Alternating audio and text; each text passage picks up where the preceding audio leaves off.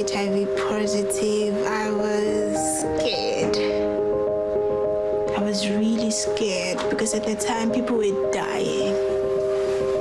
My mother is kind of my strength. She's a break away from the crazy world. I do not really know much about HIV, so I started educating myself about it. I got so passionate about health promotion that I thought maybe I should just start talking about it myself to other people, especially who had not yet been infected.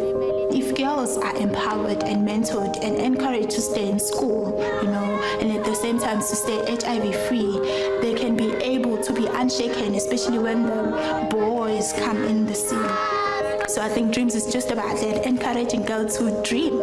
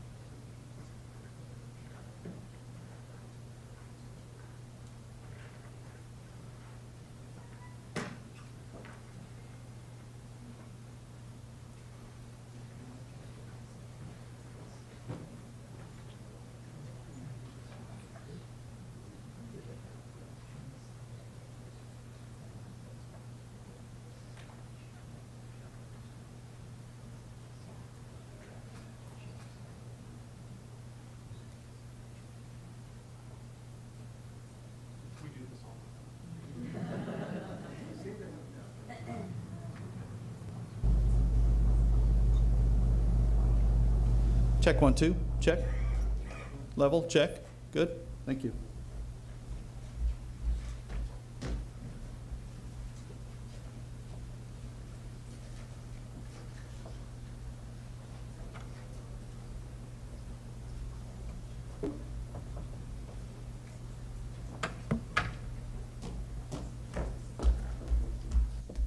Good afternoon again. It's really a distinct pleasure of mine to introduce the Deputy Secretary of State, John Sullivan. The State Department, as a truly mission-driven organization, we believe that controlling and ultimately ending the epidemic requires a clear vision, a plan of action, and a dedicated leadership to complete the mission. The State Department's commitment to PEPFAR of saving lives and improving lives around the world was very clear to all of us when Secretary Tillerson announced his new strategy for PEPFAR to accelerate HIV/AIDS pandemic control in the next 3 years. He announced this, of course, at the UN General Assembly in September. But the action and support is also there at the level of our Deputy Secretary, and it really affirms the U.S. government's support for this program within the State Department. And it's really my pleasure to introduce John Sullivan, the Deputy Secretary of State, who will be addressing us today.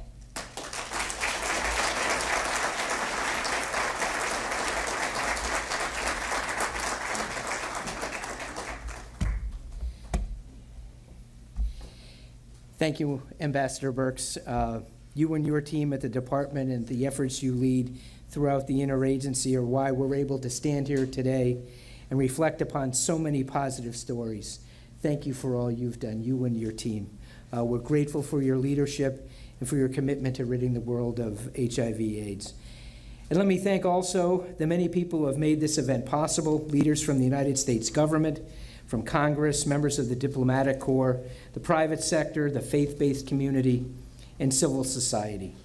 This group represents an entire community of people who are helping us to better understand the epidemic and to develop a course of action for how we can further accelerate our fight against it.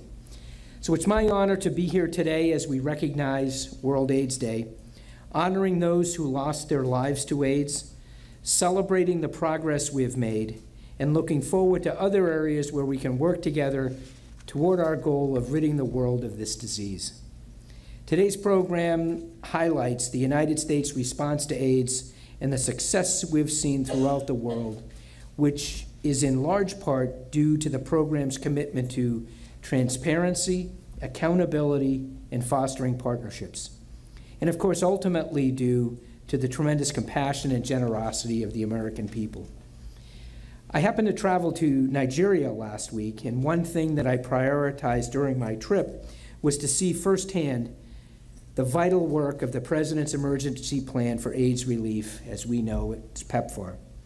I visited the Asokoro Hospital in Abuja, where I met mentor mothers who live with AIDS, who were empowered to help improve the lives of others. These women, and so many like them across the globe, are doing what they need to do to help themselves and their children, and by doing so, also assist their country. It was really a remarkable thing to go into that facility I was just describing to Ambassador Birks, to see those women and their children, to be with them in that facility, to see those lives that have been changed by policies that were adopted. I previously served in government in the Bush 43 administration. I was actually at the Department of Commerce as Deputy Secretary. To see what the U.S. government was able to accomplish, the lives that have changed, the lives that meant the women and men, children who are alive today because of decisions that were made here in Washington and implemented so ably by leaders like Ambassador Birks. Also because of the partnerships that we've developed with governments like the government in Nigeria. Our relationship with the Nigerian government, working through state, CIDC, DOD's Walter Reed programming, and USAID, all have worked together to build institutional and country capacity to achieve epidemic control. Today, we're fortunate to have one of PEPFAR's Young Dreams ambassadors join us from South Africa. And Tokozo, your work to support and empower your peers to protect themselves from HIV is an inspiration.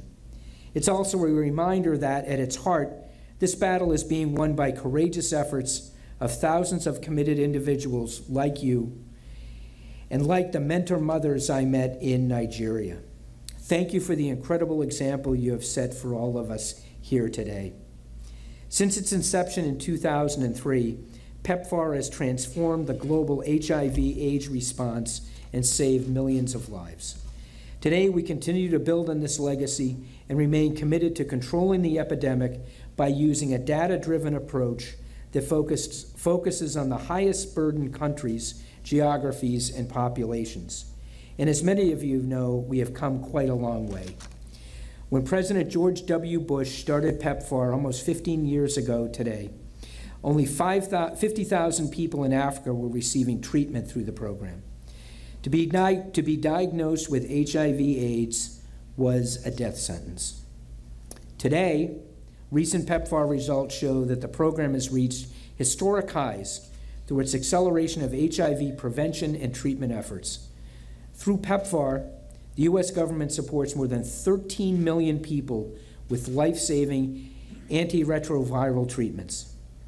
As we continue to look for more ways to support the communities hardest hit by this disease, PEPFAR continues to expand its prevention efforts. To ensure babies are born HIV-free, PEPFAR's direct assistance supports more than 2.2 million babies that have been born HIV-free to HIV-positive mothers. To protect men and boys, PEPFAR has supported more than 15 million men and boys through preventative methods to reduce the risk of HIV transmission. To ensure children thrive and are protected from HIV, PEPFAR is supporting more than 6.4 million orphans, vulnerable children, and their caregivers to help them mitigate the tremendous physical, emotional, and economic impact of HIV/AIDS. And in the 10 African countries implementing PEPFAR's DREAMS public-private partnership, the majority of the highest HIV burden districts witnessed greater than a 40% decline in new HIV diagnoses among young women. Importantly, new diagnoses declined in nearly all DREAMS intervention districts. With the critical progress we have made on HIV cure research and vaccine development, we are one step closer to ending the HIV/AIDS pandemic as a public health threat, allowing communities, scientists, and political leaders to envision a very different future. The success of this program has become a reality because of the support from our partners in civil society across many governments and through significant private sector assistance. These partnerships are essential to building the capacity to achieve epidemic control. I want to thank all of those partners, and a special thanks to those of you who are with us here today. PEPFAR continues to work tirelessly to save every life. We are still pioneering methods to fight this disease and bring hope to even more people. And we are closer than ever before to ending this pandemic. Last September, at the UN General Assembly, Secretary Tillerson announced PEPFAR's new Strategy for Accelerating HIV/AIDS Epidemic Control. We believe it is possible to control this pandemic, and in partnership with countries that share our vision, we are creating the roadmap to control. Through this strategy, PEPFAR will invest its resources to continue decreasing the number of new HIV infections using data-driven programming to focus on the highest burden populations and locations. Our data is better and more nuanced than ever before, allowing us to measure progress and concentrate our efforts based on sex, age, and geography. We are committed to taking full advantage of this data, using it to improve our programming and to hold ourselves and our partners accountable for its results. This strategy reaffirms the U.S. government's leadership and commitment through PEPFAR to support continued progress on the HIV/AIDS epidemic control in more than 50 countries and ensure access to services by all populations, including the most vulnerable and at-risk groups. We're pursuing this strategy with several concrete goals in mind. First, we seek to maintain life-saving treatment for those we support. One way we can better serve populations struggling with the disease is to make essential services like testing and treatment more accessible for everyone. In target countries, PEPFAR will expand both HIV prevention and treatment by increasing performance, delivering care more efficiently, and sharing the responsibility among more partners. Second, we aim to expand HIV health services for orphans and vulnerable children, those who are permanently affected when a parent or caregiver is lost to this disease. We'll work hard to provide more avenues and better support for this critical group of young people. Third, we will accelerate implementation in the 13 high-burden countries that have the greatest potential to achieve epidemic control by 2020. This is a significant goal and one we can only achieve by working closely with many partners. By collaborating with host governments, with the Global Fund to Fight AIDS, tuberculosis, and malaria, with UNAIDS, and with other partners, we expect not only to control the epidemic, but to reduce future costs needed to sustain the HIV/AIDS response. After all, our end goal is a world where we don't need resources to fight HIV/AIDS because it no longer poses a threat to global health. And we are already seeing results. New PEPFAR data shows that 5 of these 13 high-burden countries are already approaching control of their HIV/AIDS epidemics, a feat that once seemed impossible not that long ago. As we consider PEPFAR's future, We continue to illustrate our whole-of-government approach, coupled with high accountability measures and the mutual respect of our partners. We can and will change the future for the better. So on this eve of World AIDS Day 2017, we're in an unprecedented moment. For the first time in modern history, we actually have the opportunity to control a pandemic without a vaccine or a cure, laying the groundwork for the eventual elimination or eradication of HIV with the help of scientific breakthroughs. The U.S. government, under the leadership of President Trump, continues to lead the way in the global HIV/AIDS response. I know there are many here who are engaged in these challenges. Indeed, for many of you, it is your life's work or calling. Please know that we are with you. You have the support of the U.S. government as we collaborate with partner governments, the private sector, faith-based and civil society organizations, and the networks of people living with HIV to control this pandemic once and for all. With continued commitment, dedication, and hard work, we will deliver on that goal and end this epidemic in a sustainable manner. Thank you all for your steadfast devotion in sharing this burden and for sharing our vision of a world free from HIV/AIDS. The exhibit unveiled today in the U.S. Diplomacy Center helps to tell this story, one of hope that we are all writing about our work to bring courage to millions around the world by continuing to lead and accelerate our fight against this disease. I hope you're all able to take some time to view the timeline, the data, and the stories, and really consider the displays at the reception. So on behalf of Secretary Tillerson, thank you again for being here today and for all that you are doing to help us end HIV/AIDS for good. Thank you.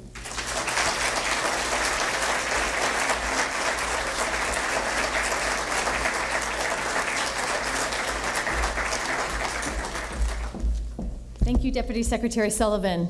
Before inviting you into the exhibit area, I wanted to give you a little context. You're going into what will become the U.S. Diplomacy Center, which is going to be the first museum on diplomacy in the United States. And part of the hallmark is to show how diplomacy is working every day on the great foreign policy challenges, such as HIV/AIDS. So we are thrilled to present to you the U.S. government leadership and diplomacy exhibit on HIV/AIDS. Over time, you will see the center will fill out with many more of these such exhibits, including multimedia and interactive exhibits, but the museum will officially open its doors in 2020. So for now, we're thrilled to have the exhibit from PEPFAR today, and also you'll see some samples of the 7,500 artifacts we have in the museum's collection that are everything from gifts to secretaries of state to artifacts from over 300 years of diplomacy. So with that, I'm very pleased to invite you into the Diplomacy Center and to the reception. Thank you.